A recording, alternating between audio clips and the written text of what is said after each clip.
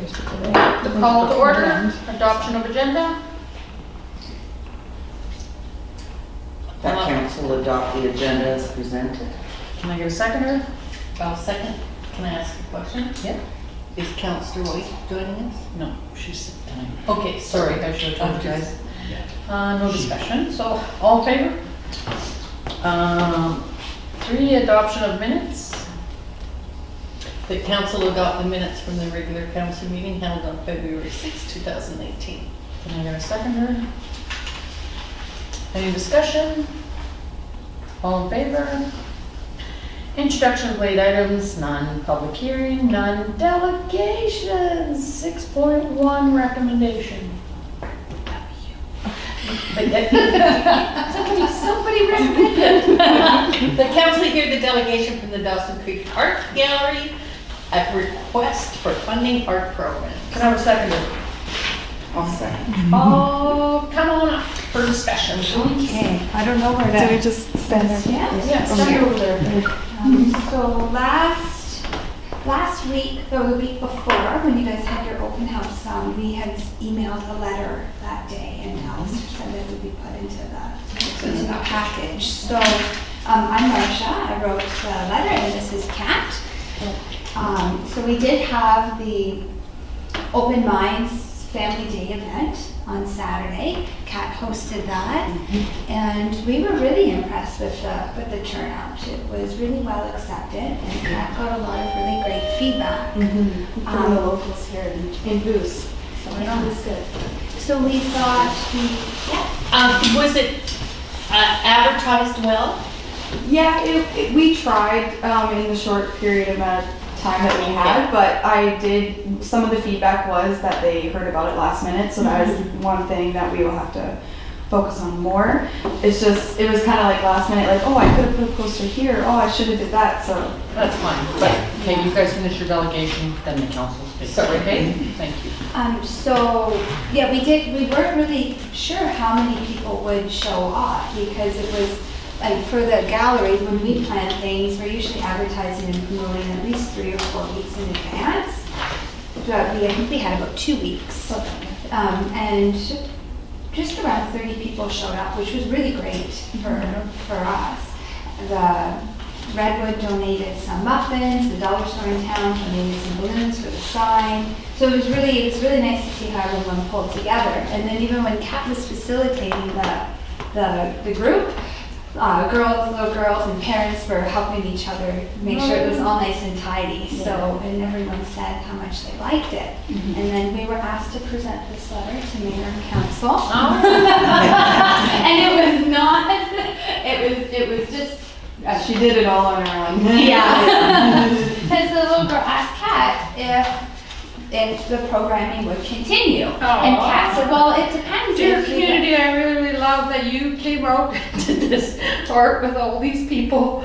We have had so much fun. We got to hang out and meet new people, especially that it was on Family Day weekend. Oh, I know. please make it happen again. It's so cute. She was such a good help. She was amazing. She made this too, and it was just, she just brought it up to Kat. She said, oh, well, if we're asking for it, I'll do my part. Yeah. Thank you. So, Look at that. She shows up. She's kind of a shadow of mine. Yeah. yeah. She seems to really like being involved in the Yeah. community. Yeah, and she's stuff. That's awesome. She's a sweetheart. Thank you. So in the, at the gallery, we do receive funding from the city of Dawson Creek to help with our programming, especially with our education in-house. And then we get some funding from the regional district as well. So that helps subsidize the classes that we have in the gallery. But we recognize, especially from events like on Saturday, that for folks like Kat who live in Dawson, it's an everyday commute. But Kat met a lot of moms and families that said like they don't go to Dawson every day. Drive. Yeah, so going into town for an hour and a half after school program just isn't. Yeah, there's no rides for them. No. So we asked for $5,000 in our letter, because we know that that's an amount that can get programming off the ground. Right. But I guess we're asking council that if you would like to entertain the idea of having some ongoing programming here, what would you like it to look like? Because we don't have to have it just for children. It can be for seniors, it could be for adults, it could be on weekends, it could be during the day. Anytime. I draw stick people. If you really So, yeah, we just kind of want, the gallery's in a place where we recognize that we need to grow and we need to diversify, that our community is so much bigger than just Dawson Creek. And Right. we accommodate the artists and the artists that want to show their artwork, but we can do a better job of bringing our services outside of the gallery. Yeah, so then they can come to the gallery. Exactly. Eventually. Yeah. Eventually. My, I don't know if you heard of Barb Handyside. She was one of the painters for the art gallery. She actually taught it. Oh. She tried to teach me. But anyway, she's really good. Go ahead. $5,000, how long a program is that in your, So we base the $5,000 on a couple of different options. So we could do, say, one class a week, and that would pay for the gallery staff member, or an instructor to come. And then depending on the classes and the demographic, $5,000, we could offer free classes, or then for a nominal price, say $5, we could do, I'm not going to say more advanced, but arts and crafts that would just have more supplies and maybe more in-depth. So and how long would this run? that would be, 5,000 would be for a year, one year. one class. We could kind of draft up a budget depending on how subsidized you'd like the classes to be. Because if we're going to charge $5 a student, and we would expect anywhere from 10 to 20 students, that would kind of add to the budget and Yeah, create people can't more afford- classes more People often. can't afford the payment to the door. So, the 5,000 would last for one class a month? I think, oh yeah, 1 or 2 classes a month over the year. So it would again depend on who we were, you know, what the community, what council would like us to do. If we'd like to kind of reach as many demographics as possible, Right. children, seniors, you know, families in the afternoons or evenings, then we could draft up a budget or a proposal based on, you know, the funds that you would be comfortable Yeah. granting. Chris, would it be okay for them to contact our rec guy and keep in contact with him and then? Does that help? Yeah, I believe there's already been some. You guys have already. He came to us about this family day thing, so. Oh, That, well, it was like months and months and months ago, and then it was like a month before Family Day, he came to me again and was like, "You live in Poos, you should just do it." So I was like, "You're right, you know, you're right." That sounds like Al. any other questions, guys? Ken? I wrote down two statements here. One class a week and one class a month, and I'm not sure which is which. And that would depend on if the participants would be charged a fee or not. So If not, then we could plan for a minimum of 1 class a month. so then we're looking at about $400 a day. Yeah. But that could be like a minimum of once a month. Because when we, like I kind of said in the letter, once we know what the community needs and wants are, then like basically our job is to stretch that dollar as far as we can. I'd like to thank you guys for hosting that on Family Day. Absolutely. Yes. I really appreciate it. That was a lot of I fun. had to work, but the kids I see were, lots of kids there and adults on Facebook. I saw. Even the adults were doing this stuff too, so Yeah. we made paper bag puppets. I could maybe handle that. Yeah.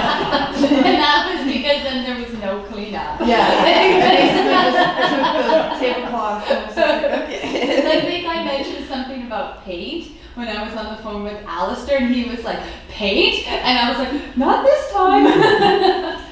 Drop So, loss. Yeah, so it's like some classes, say if we're using molding clay is, about $20 for a small amount. So when we do a class with molding clay, it's always super popular. So then we have a whole bunch of children and adults turn out. But then it's an expensive class. But then if we do something that's sketching with charcoals and having life drawing, things like that, that is a much, much lower cost. So once we know what sort of programming and classes people would like, then we can take that budget and then come back and kind of present that. Yeah. Okay. Yeah, I'd just like to finish by saying I read about your Family Day presentation, and everyone that I spoke to was, kudos, kudos, kudos. And I'm looking forward to seeing the letter. Thank you. Great. Thank you both. Thank you. Thank you. Thank you. And we will be getting back to you. Very good. We can't Thanks. discuss it in front of you, Oh, yeah. but you guys know. And I was just also going to ask too that if we do want to find out like how the public would want, those surveys that you guys put out in Yeah. the mailboxes, if that could maybe be something just specifically art-based, if we could do that too. But if this is a go and stuff, then maybe we could get a better poll that way or something. Yeah. I don't know how many of those come back. They come back, some blank, some with, yes, some with no, some with Okay. not so much Yeah. on them, but The cannabis one had a lot of action. entertaining. And I just wanted to add one more thing is that oftentimes what the gallery encounters is we get a lot of opportunity for grant applications. So if, usually when an opportunity comes up, the grant will match the funds, sometimes to 100%, sometimes they'll match them to 65%. So if you guys did decide to grant the gallery money for programming here, it'll open up opportunities for us to say, yes, we have this money from the Village of Poops, and we'd like to use that as seed money for more programming. So a lot of the times, a $5,000 investment turns into Yeah. significantly more than that. So. Thank you for telling us that. And thank you for bringing it to our community. Yeah. It's Our been long attention. overdue. Thanks for Was that being your first presentation on the committee? And more for the kids to do, the I happier think I I was am. here earlier, but not presenting. I was Or just- like activity with the children? In Poops, it was And the that's- gallery's yeah. first one. It was the first one, yeah. Yeah. Not the Yeah. last day. And it was Yeah. good that it was in a gym too, because once the kids got bored of the crafts, they just started running around, and I was like, this is fine. This is good. And Run to the Lawrence stuff. they're doing pond laps, and then when their energy burned off, they would sit down and draw. And it's like a modern Montessori approach. It's nice because it is such a big space. Yeah. And, if we were to do other crafts or other arts there, we could easily put down drop cloths to make sure that the floor stayed nice and clean, so. Yeah, I don't want to have to fix that. No. We did not want to turn it into our bin top studio. Puppets and beadwork and. Yeah. Well, thank you, you guys. Well, thanks for having us. Chris will be giving you guys a call with yes or no or. Sounds good. Cool, very good. Well, Thank thank you you so for much. coming. Thank you. Unfinished business arising from 7.1 recommendation. That council received a letter from School District 59 for discussion. I was seconded. Any discussion on this puppy? Yeah, I guess we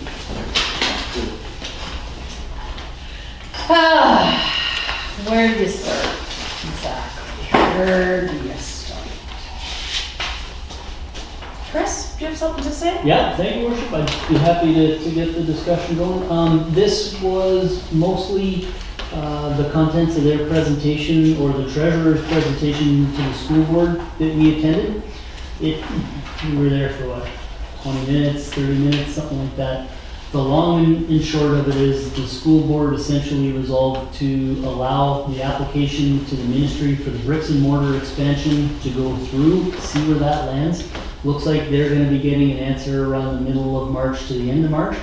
If that's successful, great, then everybody starts planning construction activities. If not, the board was rather resolved to move forward to look at portables, either new ones or using a portable that's not being, or bringing a portable that's not being used efficiently in other locations. So, There was a two couple locations. options. One was Devereaux, what was the Check. other? Moberly Lake. Moberly.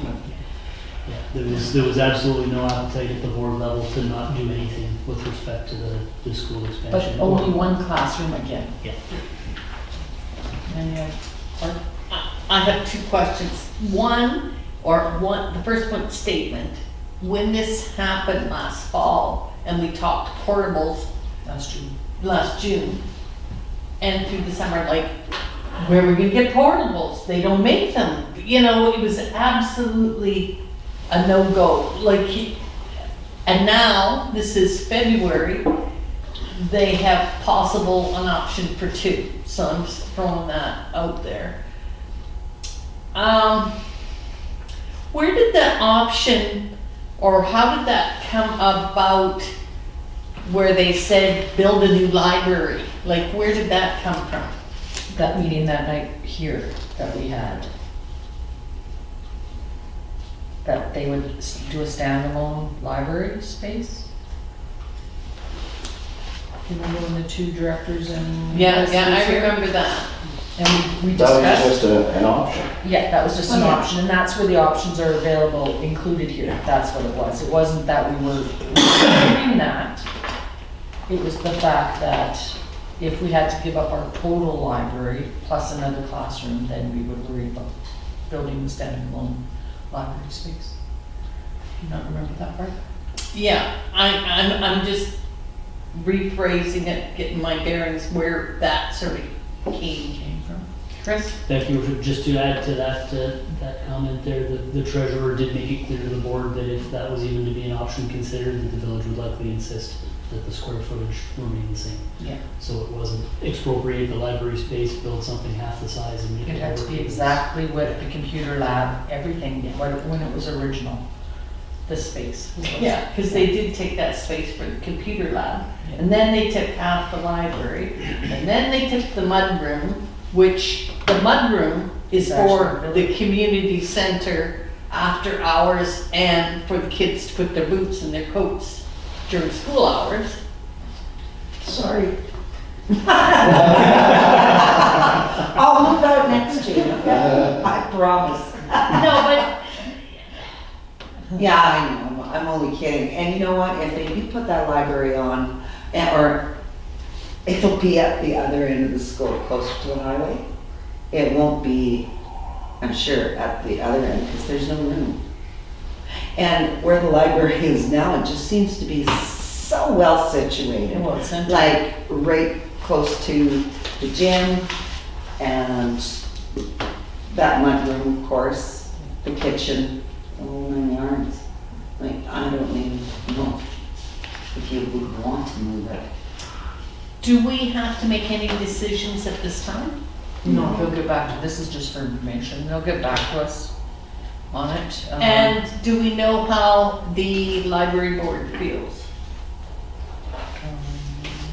Or did they get a copy of this, like? That's what, that she had up on the computer, and this is what she spoke to the day that we were there at the board meeting.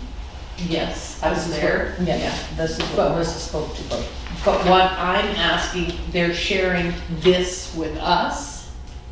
Has this been directed to our library board because they are part of our team, our unit? And that's what I'm asking, what they think.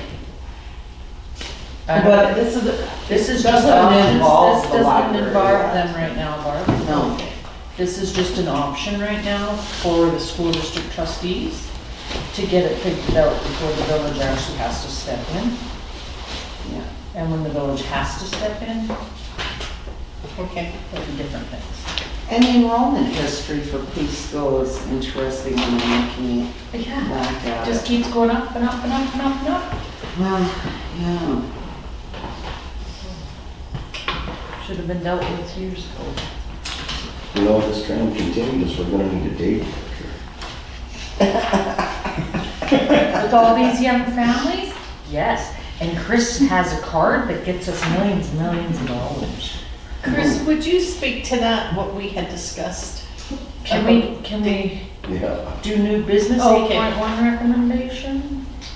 I've actually got some comments there, and I see you. Okay, thank you. Can I get somebody to read that off? That council approve the resolution and have administration submit it to NCLGA to be brought up and the NCLGA conference in May 2019. Can I hear a seconder? Second. Any discussion? Could we also forward this resolution to the Peace River Municipal Association meeting in March, Who's holding it? Fort St. John? Actually, the PRD that's hosting it, Okay, but it's gonna be in Fort St. John. So then you would forward that to Kelsey or Tyra It has to go to NCLGA. first? But Oh, no, shouldn't they- this is gonna be on your speaking, points. I have to fill out your invitation and someone's gonna have to speak to it. Oh, okay. Shouldn't they be aware though first? Yeah, we'll send it in when we send everything else Oh, with the invitation. nobody has any comments or anything on it? All in favor? 8.2 recommendation. the council received the FCM 2019 program as information. Can I get a seconder? I will. Any discussion on that? Make sure when you go, that when you leave, they know you were there. Nobody ever forgets me, Barb. That mighty blonde.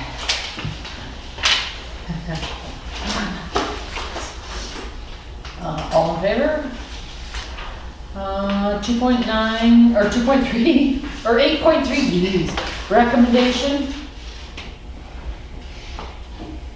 The council accept the update memorandum of the Northern Trails Heritage Society meeting as information. Can I get a seconder? I'll second. Any discussion? Thank you, Sandy.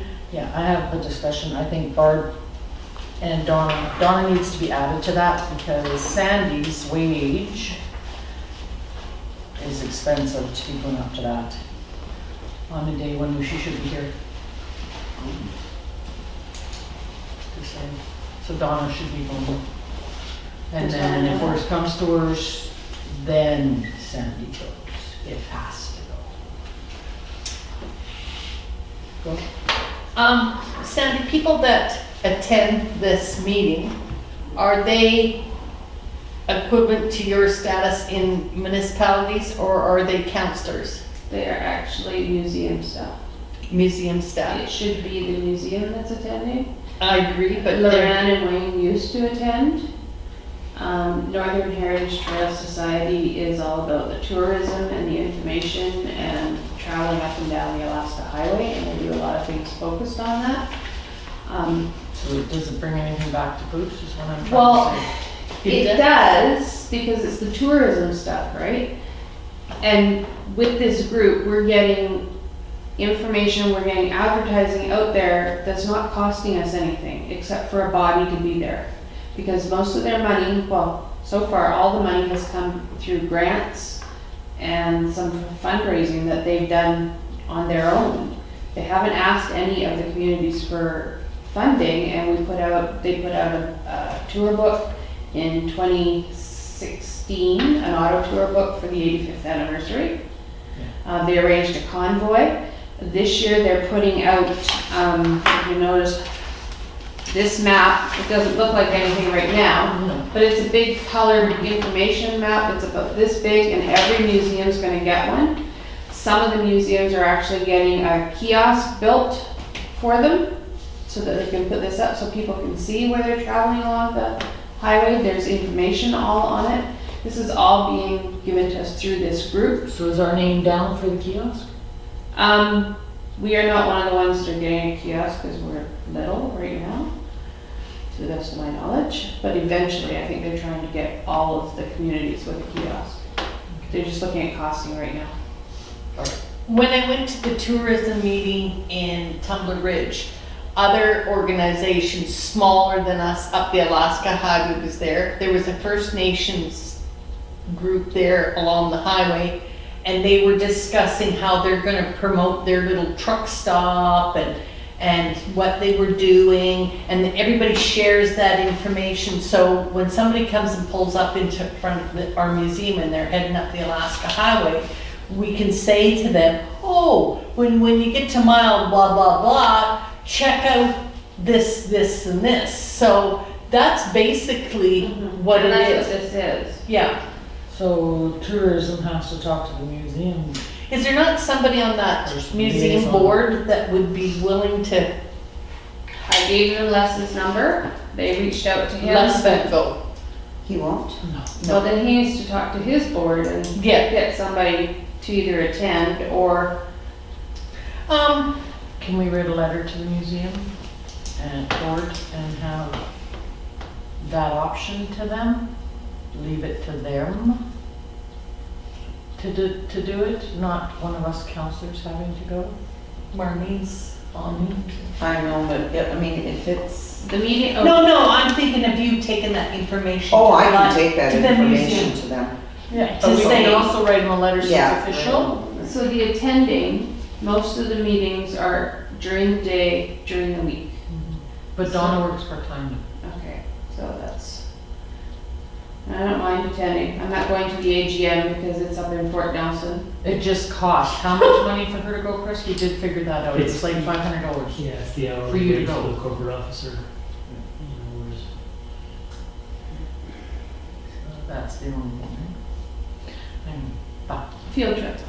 field trip. Mhm. Road trip? Road trip. And we miss her around the office. Yeah. They need Good somebody save, with Chris. big Big arms. arm there. So full of it. All in favor? 8.4 recommendation. That council received bylaw 967, 2014 fire protection and life safety as information. Can I get a seconder? Any discussion on this? Yes. So you've seen that it was signed in 2014. Yes. Chris, will you speak to this? Because I don't think I should speak to this because I won't be very nice. Okay, yeah, absolutely, your worship. So following council's request to bring this back to you guys for information and some discussion of the bylaws here now. Yeah, I'm not 100% sure what areas council wants to look at. One that, in reviewing it, that I've brought up just from a notice, I guess from a procedural standpoint, would be,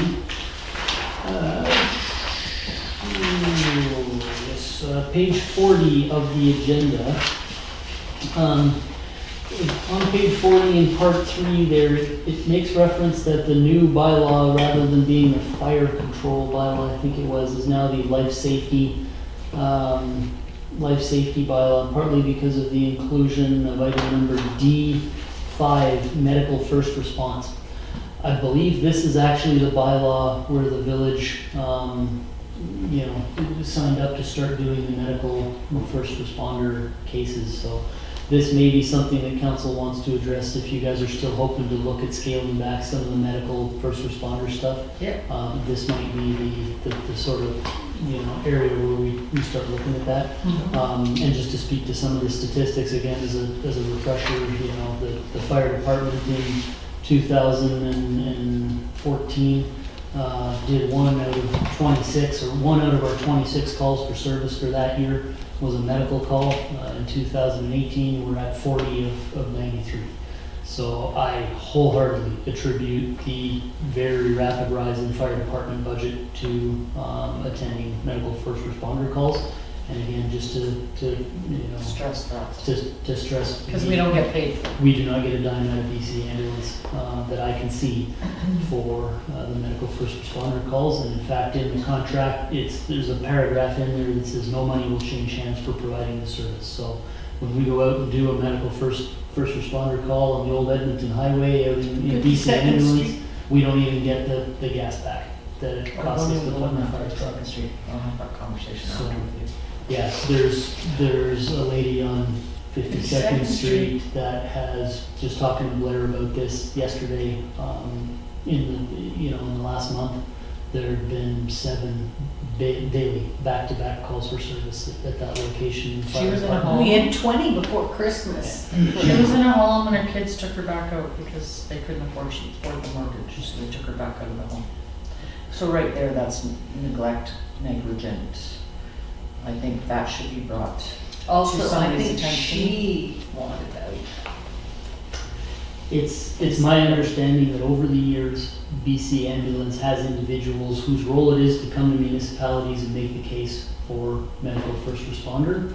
But, I see that as benefiting BC Ambulance more than it benefits the local municipality in terms of cost. If Because they want there's no to cost pay sharing. for building on to the fire department and manning it with an ambulance, then we'll talk.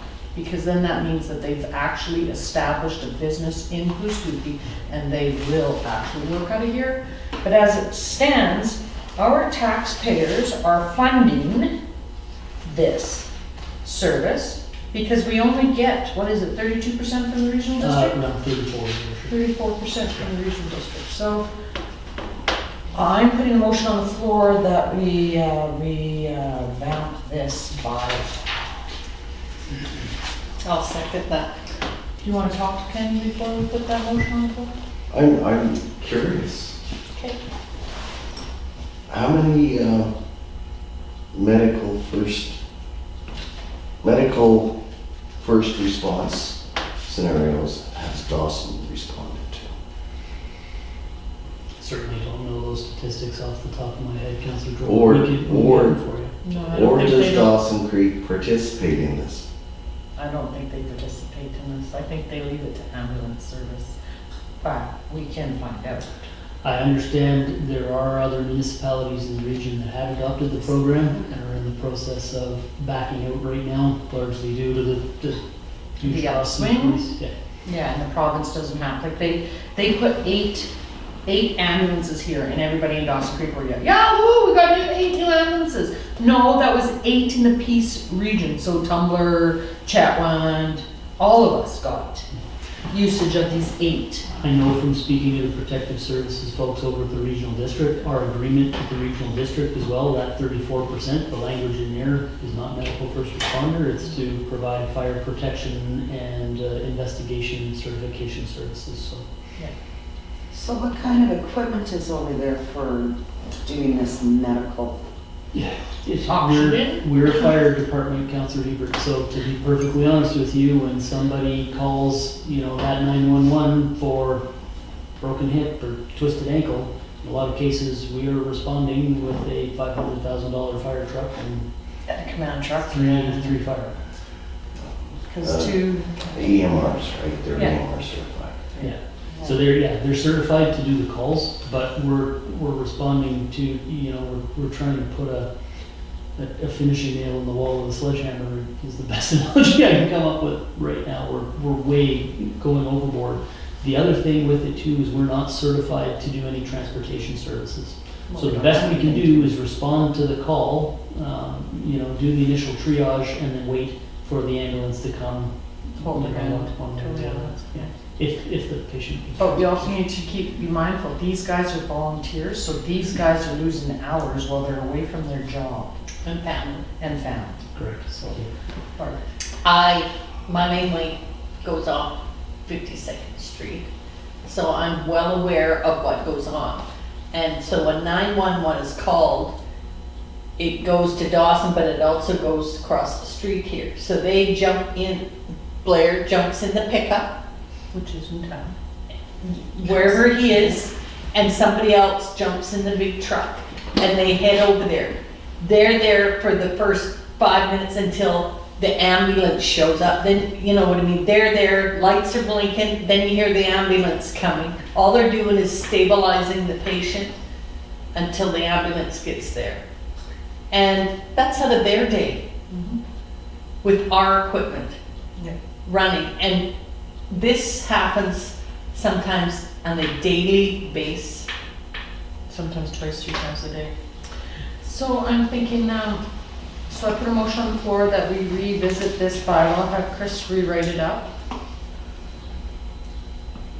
It's not a cut and dry scenario because our volunteer firemen require hours to maintain their EMR.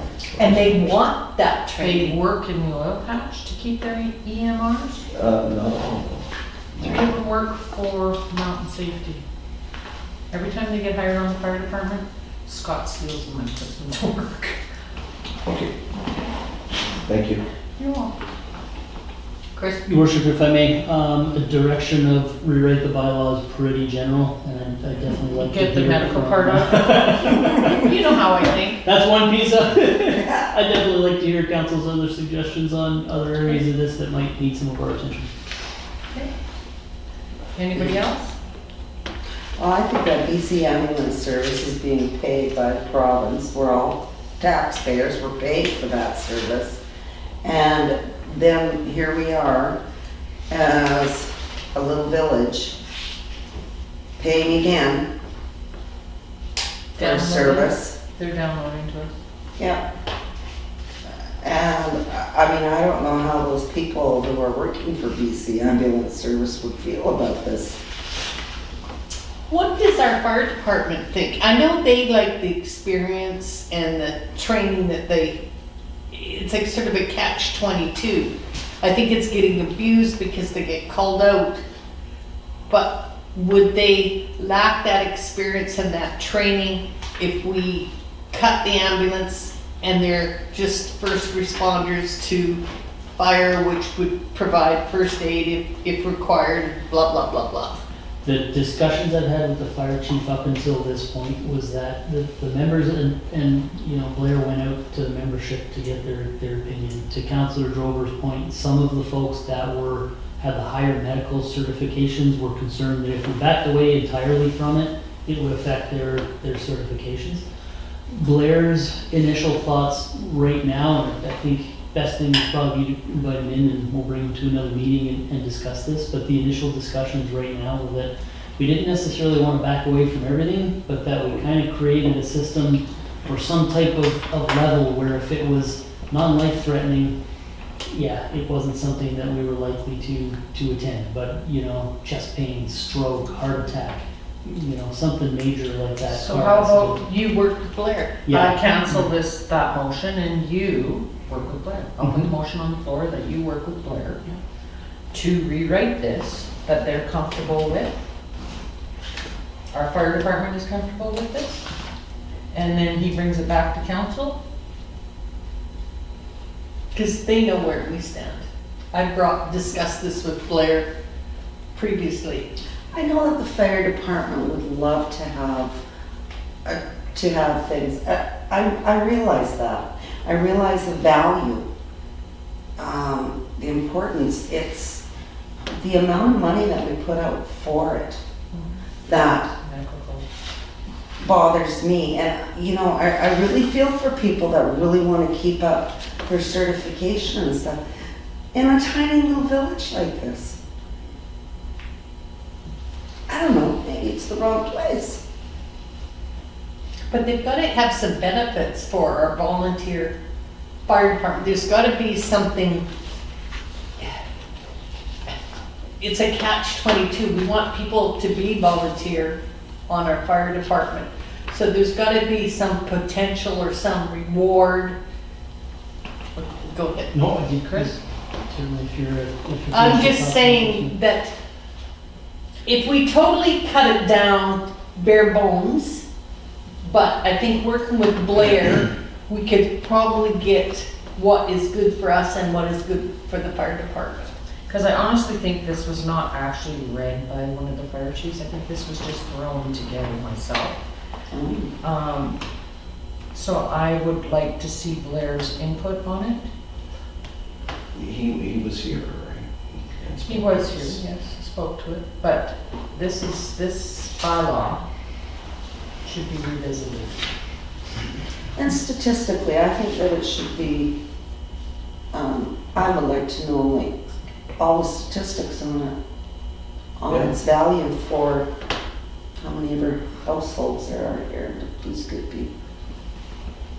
Because the medical, Chris, Just gonna, maybe a couple of things, we'll definitely bring back the statistics, Councilor Hebert, that's gonna be part of the discussion for sure. So I'll put a report together with, probably looking at 3 or 4 years back.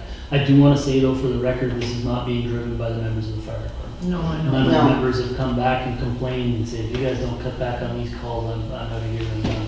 Yeah. Absolutely not. This is actually being driven To me, by I think the me. fire department right now are being abused by it. Yes. I think the BC ambulance can step up to the plate. Not all our volunteer fire department is and lives in the village of Goose Creek. So it takes them a time to drive from Dawson Creek or other areas where they're living to come to the hall, to jump on the fire truck, to go over to where they're gonna go. That really isn't fair to them. Mhm. I feel it's not fair to them. They may enjoy it, but they're also, if they have kids and a wife and things like that, they also gotta think about that too. Yeah. So we're here to provide for families, we're here to provide for the community, but if an outside source is abusing our town, which is BC Ambulance, then we need to fight for what we think is right. And I know the others would appreciate that too. Yes.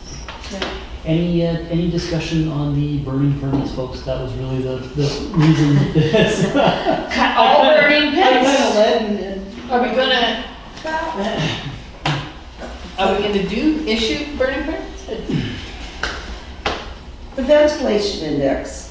I went home and I said to my husband, you ever heard of that before, ventilation index? He said, oh, yeah. I mean, there's a lot of people that go, well, yeah. People say that because they don't want to feel stupid. No, my husband was working on the bridge crew, and he said, yeah, every time you clear out those culverts, or every time you clean up that timber from those bridges, he said, then you have to find a way of getting rid of it, you have to phone forestry or conservation or something, and he said, and then you have to find out what the ventilation index, and make sure that your piles are just so high and so wide, and then you can light a fire.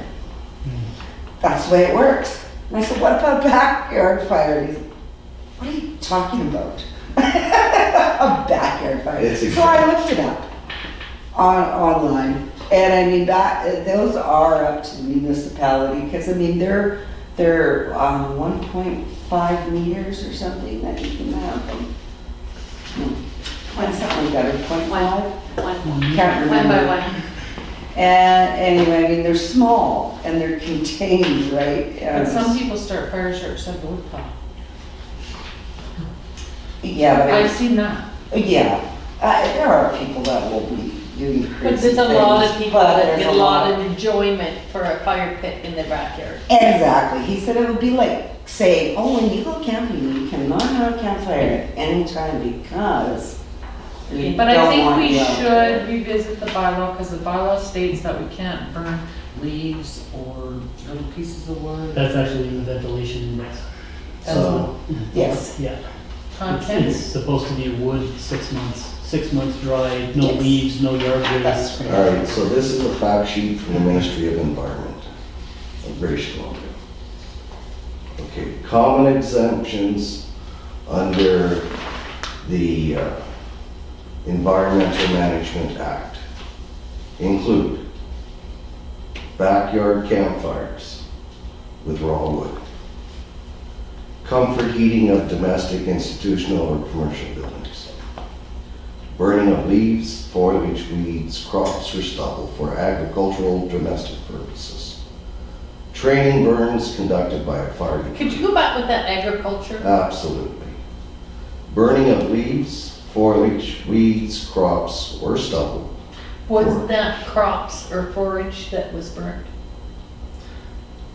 It's hay. Would you consider hay a crop? It was Fine rotten. crop of hay. It was rotten hay. Training burns conducted by a fire department. Resource management, open fires, and emissions from commercially available refuse camps. Right? So those are exempt. These are common exemptions. But whether the bales of hay were rotten or not, that is forage and agriculture. You could fight that. Well, I think maybe what we need to do is speak to someone from the Ministry of Environment, ask them to address council so that, come to council. Yes. So that we might be able to ask our questions. Now, have we sent a letter or have we appeased that poor gentleman that got the Riot Act read to him? Pardon? Sorry, I was just laughing because it says here, household garbage in a burning barrel is illegal. Oh, sorry, Al. Oh, we used to have a burning barrel out here. So, I think everybody did. I'm thinking of the gentleman that. No, let's get back to this fire protection thing first before we get off subject here. So, can I get a seconder on that motion to, Ken did? Invite the ministry? No, what about this fire thing? We're doing the inspection, we were talking about the bylaw Mm-hmm. for the fire pits too, so that should go and coincide with this too. Right? The burning permit, Mm-hmm. one should also coincide with this. Mm-hmm. One, so maybe Blair should look at that. Both bylaws. Because it should go with this. I know in discussions with fire chief, the fire chief's current recommendation is that we do not permit backyard campfires in town. Yeah, he's lucky to say that because he lives in Dawson. But- And then wood stoves, no wood stoves either? Wood stoves weren't discussed, Councilor Jover. The reason for the backyard campfires is last year we had 3 of them get away in the spring, requiring significant fire department action. When we have But that wasn't fires, due to fire, that wasn't due to campfires. it was, your worship, when we have fires in town, like actual Oh, fires here. within the village boundaries, 9 times out of 10, there are people burning stuff in the backyard again. So is there a way to recoup that expense from the individual who let their fire go? Not if they No. have a burning permit. Could we apply that to our permits that says that if the fire gets out of control and causes? We could. There Damage? is language in the bylaw here that actually speaks to it. It says, it's at the fire chief's discretion, but the reason we have the burning permit is so the individual has followed the proper channels, has applied for a permit, we've given them the okay, and if it gets out of control, well, that's basically what they pay taxes to the fire department for, to provide that service. Council can direct us though to change that language in the bylaw, of course, to say burning permit or not, if it gets out of control and we have a 4-hour fire call, we can still charge you back for that. So that might cause the residents to be a little bit more cautious about how they burn. Absolutely. Yeah. I think that's why we bring back the other bylaw and do it with this one at the same time. We could do that, Bart? When previously, when you applied for a burning permit, you got a permit that said you had to have water at access at all times. Yeah. That's a very fine print, people don't read that. So when it gets carried away and the fire department comes in, that's not our problem, they didn't read the fire permit. Here's your fine. But it Common has to sense. state- It has to state in the bylaw that we can fine them. It has to state But we that. don't, okay, that's fine. Do we have a ticket bylaw in order to fine them? I've never seen a list of fees and charges for something like this, even though it makes reference to it in the, and really in the bylaw, it only speaks to damaged equipment. So, How would you collect that? If you said it was X amount of dollars for, like, the costs escalate rather quickly. One of those. But how do we collect it? Is a couple $100 an hour. Yeah. At least even kids that are playing with matches. I don't know. It's common sense. If you're gonna have, Well, common sense doesn't always prevail anymore. And I think there's a distinct difference too. I mean, the fire department is meant to be here to protect life and property. Right. So if somebody's house catches on fire because of a defective toaster, the fire department, that's an accident. Yeah. It's an act of God. The fire department, the residents pay for that, through the taxation for that protective service. Somebody lighting a backyard campfire, permit or not, that is they've made the choice to light that campfire, right? This is a voluntary thing they're doing, so, I think, if council wants to include some language that, if those get out of control, the homeowner is liable for the expense, I would support that. That makes a lot of sense. Mhm. And larger print that water has to, you know what I mean? I think for this work, there's probably gonna be, several back and forths with council, and to be perfectly honest with you folks, we're in the middle of the budget and the audit right now. Yeah. Too, so this is looking like a May-ish kind of project. Yeah.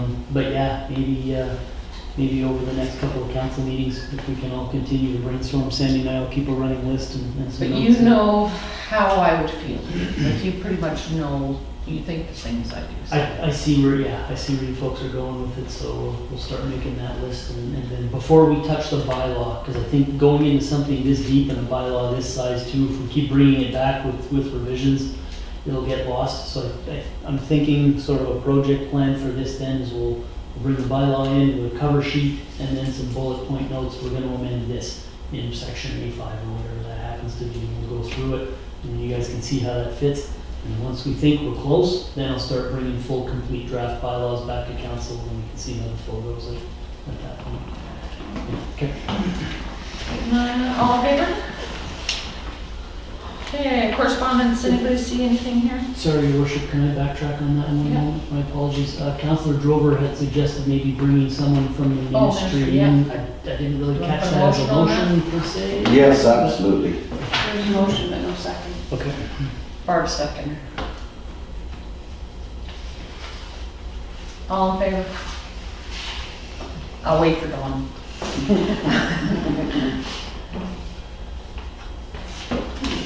So is there anything important here that we should be looking at then? For this correspondence? Sorry, I was making notes, Your Worship, for early.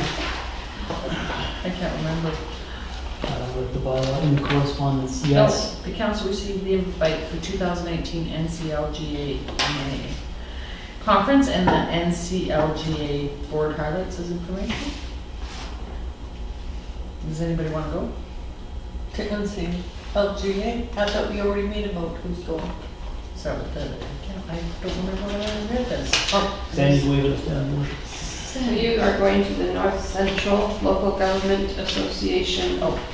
This is the North Central Local Government Management Oh, no. Association. Okay? I got enough management stuff.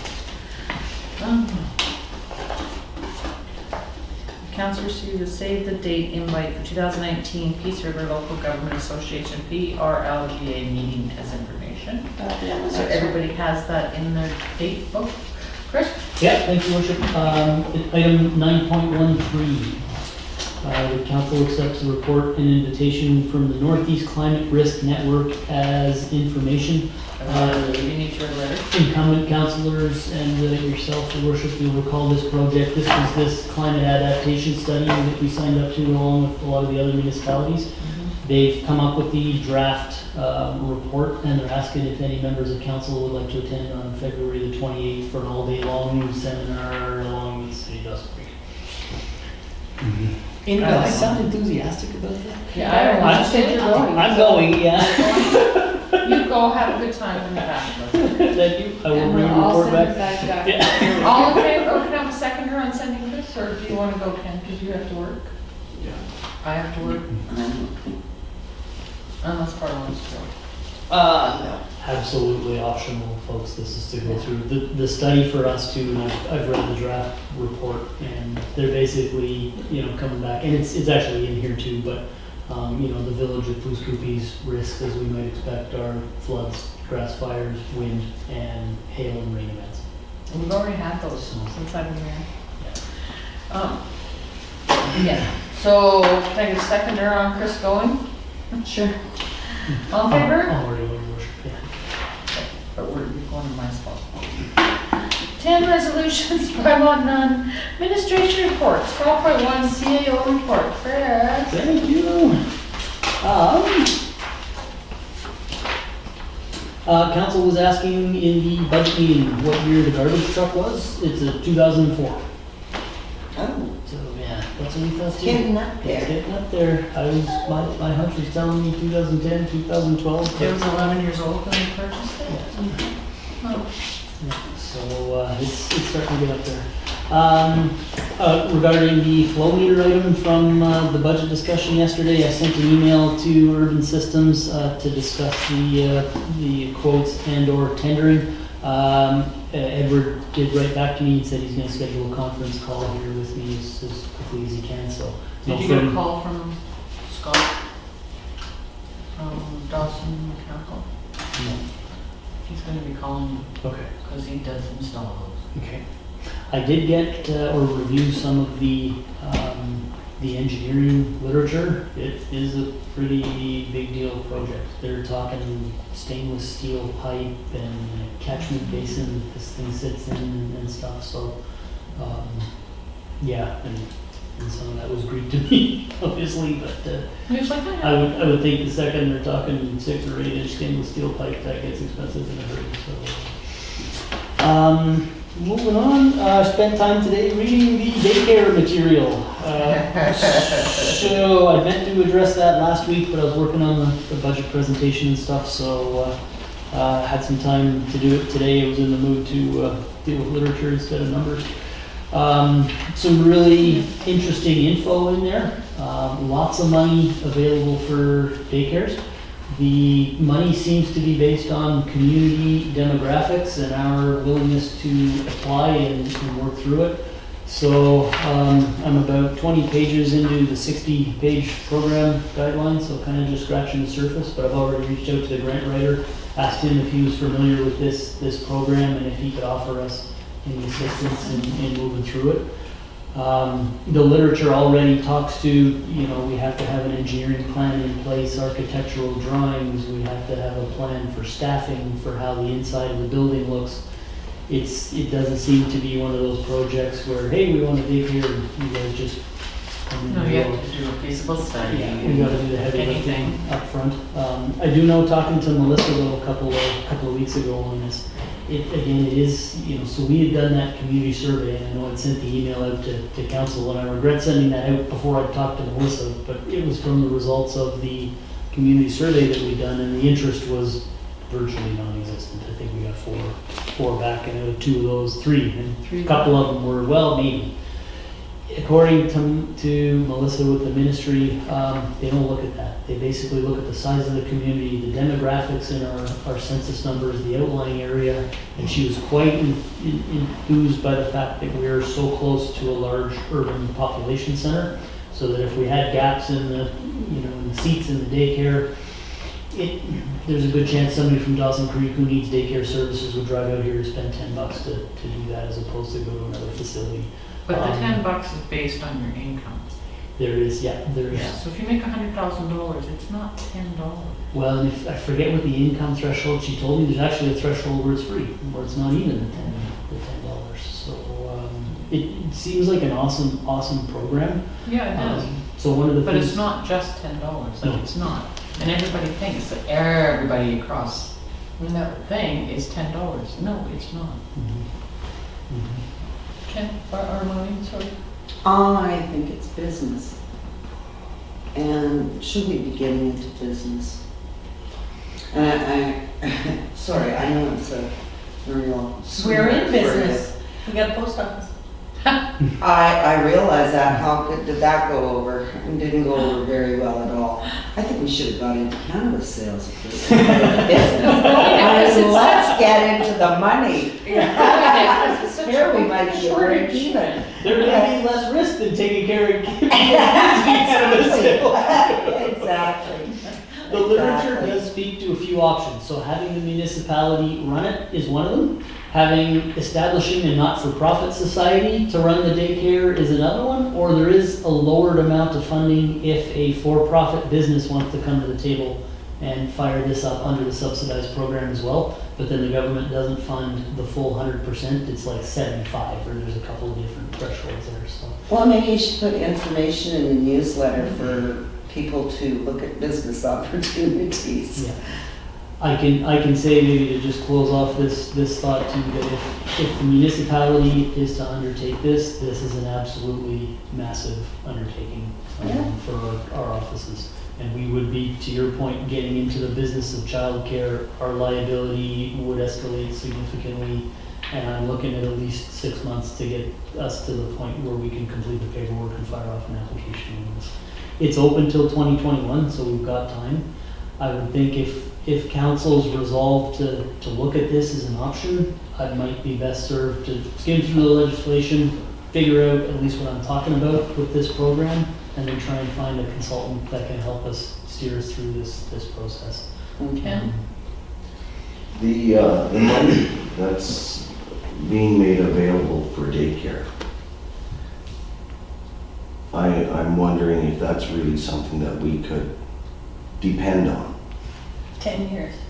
Because it is a budget highlight from the current government. What happens if we see a change in government?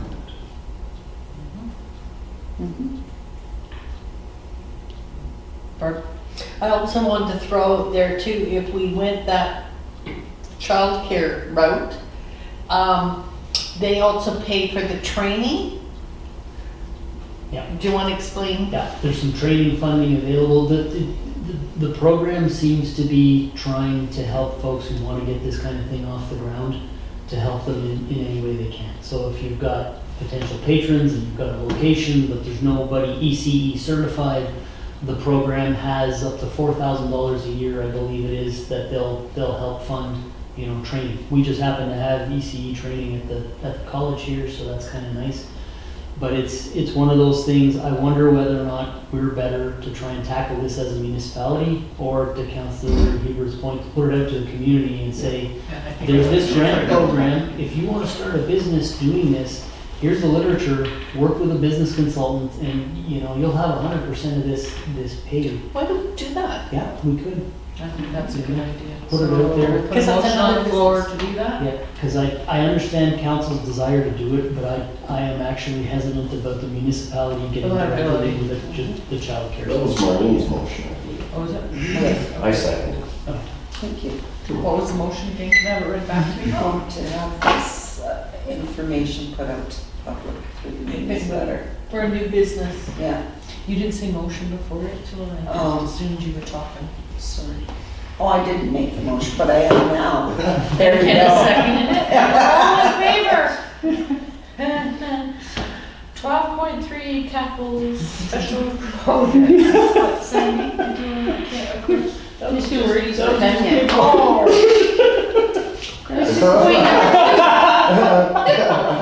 I'll read through the rest. You're done, Chris, that's it, time out. You had your 15 minutes, say. Our property appraisals for the land up at the water tower, I sent the lady an email. She is a local Poos resident. I haven't heard back from her on the timeline. Yeah, Ann Clayton, Aspen Grove property appraisals, is the one doing the work. Didn't she get yelled at about it on Facebook? Oh, driving class, is that the one they were yelling about? No. She's up on Hudson Road. Oh. She had committed to me before the holidays to get the work done by the end of February, and that deadline's fast approaching, so. Sent an email to the owner of the Peace Haven property looking to confirm what he's doing with the water there. He responded back that the water is to remain shut off until further notice, so I wanted that on record just to make sure. So what happens if there is a fire down there, what then? That, to be honest with you, your worship, is not the village's concern.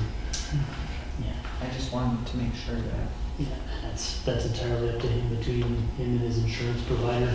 I have no idea how his property insurance is set up. I just wanted to dot that I to make sure we had written direction that the water is to stay off in case there's something that might be over there. So if he doesn't have insurance on that building and that building gets on fire and our fire department gets called. Yep. And the fire gets away, who's responsible for that? I know he's covered from a fire suppression standpoint as a, you know, because Right, of- but with the water shut off, it is not. that would be So- between him and his insurance company and the lawyers to fight it out. All right. Been working on adjusting entries and audit work. We do have an auditor on site right now starting to do some of our capital asset stuff, so that work's already underway. I have put 2 calls into the owner of Bear Mountain Contracting. That was the contact that Councilor White gave me. 2 voicemail messages, hasn't called me back yet. So I'm gonna keep following up with him. Hopefully, we can Well, touch he's base. probably off right now. He's probably home or Yeah, on I'm not holiday sure. somewhere. The voicemail message clearly identifies Bear Mountain Contracting, and the first voicemail message I left him was quite detailed, that we were having some issues with the building and wanted to touch base, see what you knew about it, see why that might be happening. Second one was basically just second message, call me back when you get a chance. Our Officer Poos is coming to town, so we're going to have Oh, my officers. 24/7 RCMP coverage if we want. That was in response to the staff sergeant's delegation there, so we've got a cardboard, well, it's not cardboard, a cutout of an officer with a radar gun that we've got coming from the lower mainland. And we're working on a game plan as to where to put them and how often to do it. That should alleviate some of the issues. Right in the with middle of the speeding. highway where that red sign is that has that red light on it. Well, we actually joked today in the staff meeting that I suspect the folks from Weedmark might not want that. That's true, right? It is legal. It is legal now, right, but yeah, so, That's a great idea. I love that other sign we had of the police car. All those who Yes. hate speeding tickets, raise your right foot, right? It was Exactly. awesome. yeah. So we've been cautioned by both the RCMP and the manufacturers of these things to not leave them out at night because people steal them And hitting and deface them and stuff. So Public Works, we're gonna put them on a program to move it around town there.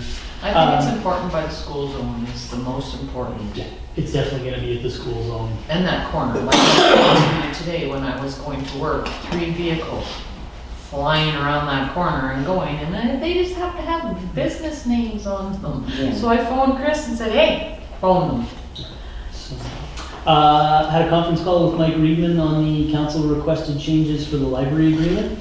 He said that the school district is in support of 2 of them, being the shuffle around to the order on the cover page, as well as the management committee change, but that the school board would not commit to putting a firm dollar value into books on an annual basis. I did ask him to write me an email, so I'll bring that to council. The rationale will be in that email. Nice. Attended the school board 59 meeting with the mayor and Councillor Smith. We've gone over that, I won't go over that one again. Had a conference call with Urban Systems about the timeline for the skate park. They're pretty confident that 2019 is a go, but of course we won't get it within, we won't get everything by the July 1st date. Had a conference, or a staff meeting, I should say, with the public works staff around some of the snow clearing issues and complaints that we're getting here The this year. driveways? No, this was actually around the ditching. So Yeah, that- we've had a number of complaints in town about the ditching work. And the irony of it is staff's feeling, well, I'll say staff's feeling pretty frustrated about it. They feel, that this was something that was asked of us as administration to help do the work to keep the flooding at bay in the spring. And what's happening is the good work that's being done to prevent that flooding is being lost on, the complaints that are coming in. And the big ones are, there's giant ice balls in my driveway or in my yard. There's gravel now in my yard. But last year we cleaned it all up for everybody. We did. So why can't we do the same thing this year? The intent is to do that, but. So can we issue a letter in the newspaper thingy that, It's what we talked about that in the staff meeting too. But what we've actually got Blair doing is a test case now to see if we can efficiently, rather than scooping it out, putting it on the yard, scoop it out, putting it in a dump truck, in the dump truck and and move hauling it it to one over of the snow to? dumps. Yeah. So we're doing a test case on the street to see how long that takes and then whether or not that's an option. We think it's feasible because we're not doing every ditch in town with that. We're doing the collector ditches to make sure that the water's flowing out of the key areas in the spring fall. Well, if they got nothing better to do, that's what they could be doing. Well, and I dare say, your worship, it's rare for public works to I have know. nothing better to do, but. I know, that was me being cynical. So yeah, I'll let you guys know what the results of that are, but we're pretty confident that that might be an option. And I think, you know, I mean, we're out there doing this for the residents at the end of the day. So if it's you know, if we got to change the process a little bit to make it better and make that program work, we're more willing to do that. The word on the street is that where you guys pile snow, those people are gonna be building fences, and I thought, now how would you be building a fence on a boulevard that the village owns? You better rethink that one. Oh, I do have a fence on the boulevard, but they told me, P&G said, you tell them, people at the village office, they have a problem with it, call P&G, because it would include the entire old part Puscoopi of digging up everything and replacing But that's those glass grandfathered lines. in. Yes. These are gonna be new fences on a boulevard, right? Well, what I wanted to mention though is if things happen the way that my husband says they're going to happen, that we've got ourselves a great pool that's going to happen around our property, because what's going to happen is there's going to be a melt and freeze, melt and freeze, and then you're going to have ice damming in all this water. And he said, if our house floods, it's going to be, well, it'll be the second time. One was rain that did it, and this will be the snow. So we should haul the snow away. We actually talked about that exact issue, Councillor Hubert, that we were putting the piles, because the loader's doing it now, the piles are further than they would be with the backhoe, they're a little higher, so that actually came up in the staff meeting too. That are we creating a scenario where the water's more likely to drain back towards the house than it is in the ditch now because of the new piles, so. I'm leaning that we'll actually be doing the scoop out and move away moving forward, so. Unless Blair comes back and says this really isn't gonna work for whatever reason. No, I think we should take the snow off everybody's lawn. Are the culverts all marked? Where the ends of the culverts are? No, So are we running the risk of damaging the culverts? Oh, it's already dug up and sitting on the lawns. Can't people drive around those? The lawns are already, like the Public Works must have gotten out there with a shovel and checked to see. I won't say that they don't dig them from time to time, but the operators are very careful not to dig up the ends of the culverts and stuff, so it happens though, unfortunately, from time to time. And even in the last couple of weeks, we accidentally knocked down one of the stop signs doing the ditching, so go back, put it back up. People still want it Nature of all the time yeah. this summer. So that's pretty close to it. Last but not least, the ministry, we just spoke about that, so that's it. That's it. Any questions, Council Barb? Peace Haven, Isaac, there's a mention there in your report about a referendum about him, if we wanted that facility in our community. I'm asking, who's gonna pay for the referendum? Excellent question, Councillor Smith. So, Because if he wants that answer, he should pay for the referendum. That's my thinking. so that had come up in the meeting that Mayor McKenny and I had with him a few weeks ago, months ago. maybe. Months ago. Yeah, months ago. When he brought 2 board Yeah. members and himself. And the mayor had stressed that the appetite for the community may not be huge for this facility right now. And that prior to council either supporting it or not, it might be a good idea to get the will of the community. I'm actually recommending, and I think he's using the language of referendum because that was used in the conversation, but we have to be really cautious with that because a referendum is legally binding. Yes. So I'd recommend against an actual referendum for sure, because if we did go to referendum and, it did turn out that majority of the people were in favor of it, council would have to get behind it and really go. So I think the idea of getting the will of the community for that facility is a good idea. Public hearing? Public, certainly, and we We had mentioned- that conversation with him, Yeah, to bring him out and have a public hearing about it. Yeah. But he turned to say in the email to Chris that he wanted a referendum. which, he doesn't have the right. Yeah, exactly. You know, so, I mean, he's looking to build the business he's looking to build, and, you know, it's entirely within council's discretion, purview, good judgment as to whether or not that facility is the type of thing you want to see in the community here, so. Not 1,500 people. And that's That's the, bigger than Blue Scoopy. that's the gist of it, Your Worship. We're talking about a facility that's gonna bus in twice the population Won't bus. on an annual basis. Won't bus in, because we don't have Greyhound anymore, but they'll be hitchhiking. Well, they become. Or delivered by the sheriff, or delivered by the RCMP. So, you know, there's two sides to that argument, right? A lot of those patients are folks looking to get better and, you know, get over But if they're, the addiction issues they have, but, you know, council's primary concern, in my opinion, is not the health issues of those clients, it's the well-being of the community, and is this facility the right thing for Poos is the decision you guys have to come to. anybody have anything to say about that? Yeah, I think that's 10 miles down the road before.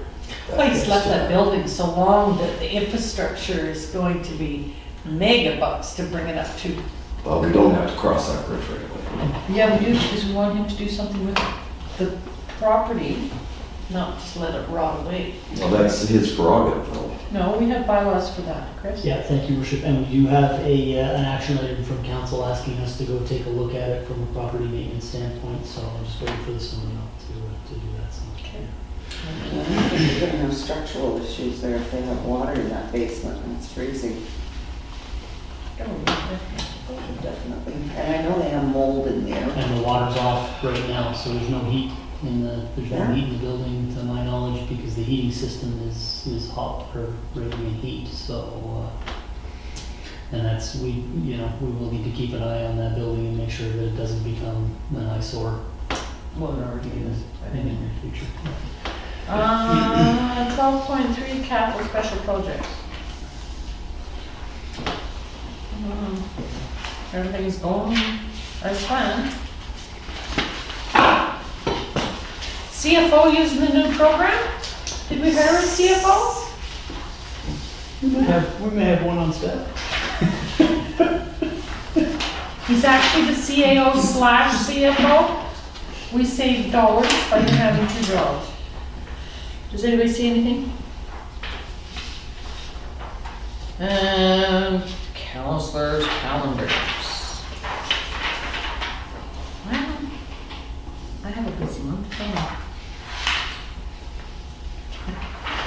15th and 16th, I had a Stratma meeting with regional districts. What's it called? It was a strategy meeting. It's basically planning. And then I think I have courtesy matters on the 13th. Oh, no, of March, is it not, Ken? It is the 13th of March. I have Site C on the 13th. I'm sure glad you're on that one, because I just don't seem to be able to get to that one. The school board and that one was on the same day last time. Anybody else have anything? I did, but I forgot my book. I don't know what I'm doing. I know, I don't either. I'm a little busy right now. Bart, you don't have anything? No. Okay, so reports. Donna's not here tonight. Counselor Smith. I attended the school board meeting with Mayor McKetty. At least they know we're at the table. Thank you. That's all you have to say. Well, I could say a lot more, but I won't. Counselor Hebert. We went to the museum meeting on the 12th, and they asked me to bring up the Hillcrest Motel And could it be declared a heritage building? No, No? no. We've Okay, already gone through this. okay, We had the Alaska Highway, whatever. yes, Somebody call and no. okay. It's up to the owner's discretion to do that, and we brought it up to him last, January? February, a year ago? And told him that there's grants and stuff for the house to fix it up, and he declined that he didn't need handouts, so we're not gonna go down that highway. That's too bad. Well, it is, but he doesn't want it, so. Chris, you have anything to say about that? Maybe just to clarify, the work we're looking at doing on Hillcrest is also on the little cottage properties, not the Heritage House. No bylaw infractions have been issued on the I Heritage understand. House, on the older house that's there, whether or not it's a formal heritage property or not. But the cottages certainly wouldn't, I don't believe, meet any classification of heritage property. They're all just built on cinder block foundation.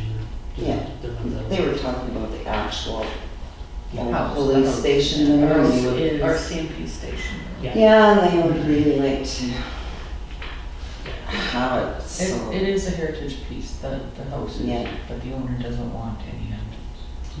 And none of the bylaw infractions that were written were about that structure. It was all about the deteriorating cottages and the rental units. Okay, their grand opening, and we already had talked about this, the village providing a barbecue in the Bouncy Castle. And then they brought up the charging station. Apparently, it was supposed to originally be placed at the museum, and it was placed at the back of, Because The one of the office. staff members here had bought a vehicle. yeah. They would like to know if it could be relocated back to the museum. For what purpose, I'm not sure. Well, they said if an electric car comes to the museum, they could plug in. Oh, okay, I'll ask. What would it cost? A lot. Electrician, a lot of money. They'd have to burrow the lines into the pavement and run a line and, Well, there's power to the museum, Yeah. so they wouldn't have to go through the road. I don't believe so. It may not be hugely expensive to relocate it over there. It might actually be better aesthetically over there because we have one. Confuse the poor guy that comes to use it. Well, yeah, the poor guy that comes to use it. In the 2 years that I've been here, there is a single gentleman that's ever used that, and to my knowledge, he's come in twice. He's got an electric vehicle, he resides in Grand Prairie, and in order for him to make it from Grand Prairie to Prince George, he has to leave Grand Prairie, stop here, sit in the lobby of the office for 2.5 hours while his vehicle charges enough to make it to Chetwynd, where he charges again before finishing off to Prince George. Electric vehicles are awesome. And he's the only one that we've ever seen use it, and he's well versed in all of our literature up front because while his vehicle's charging, he has 2.5 hours to read up on what's nice guy, great guy, he's an engineer, but talk about taking a 4-hour trip and then turning it into a 2-day. No kidding. The PR that moved in front of the museum, one, it might get used more, and two, that's good for our community forward. yeah, but we also just did the capital special projects. If the museum would have brought it to us a month ago, we could have maybe looked at it. But maybe we could put it on for 2020. Yeah. I can have, Blair's got electricians coming and going out of town right now to get council some quotes on the LED and lighting work. We can just ask somebody on the fly. hey, to move that from there to here, what are we looking at? I always wondered why they put it behind the village, it's hidden. Because there was an employee here that had a car, if you remember. Yes, and that was the reason. But then putting it over there, I'm like, I wonder How how would the, damaged. how would the fire department or the public works love us when they got a mow around it? I don't know. Did they have to mow around it at the back? No, there's no grasses. Well, can't you place it somewhere where there's no grass? It would have to be Same tight way. to the Yeah. sidewalk. too. Yes, I know, to the curb. I don't know, if and now talking through that, I don't know if it might actually create a safety issue because the cord would have to cross the Yeah. sidewalk to the vehicle right in front of the museum too. Something to consider. Yeah. I mean, it would be, if anything, for purely an aesthetic or community appearance anywhere So that else, would mean they it would have to, use- if you're gonna put it in front of the sidewalk, they would have to burrow from the museum, down underneath the sidewalk, and then up. No, it would have to be, so, yeah. Because it would almost have to be in front of the sidewalk so that the cord wasn't crossing over the sidewalk, so yeah, it would likely need to go under the sidewalk and up. Yeah. Now we're running into snow clearing issues with it and, You could create a driveway and have it at the end of the driveway, close to the museum. Put it at the back of the post office. Why not just keep it where it is? you guys, Thank you, Ken, for dividing that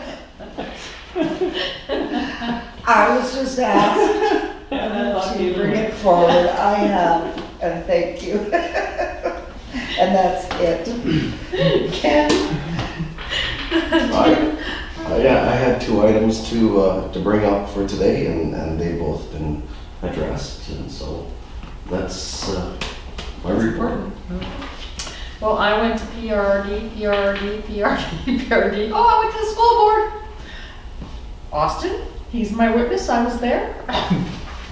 And there's lots of stuff I can't talk about. But I was there. Now what do we do? Oh yeah. In Cameron, none. Rise report, none. And I will have a motion to, I'll make a motion to adjourn. now Marlene can talk to us.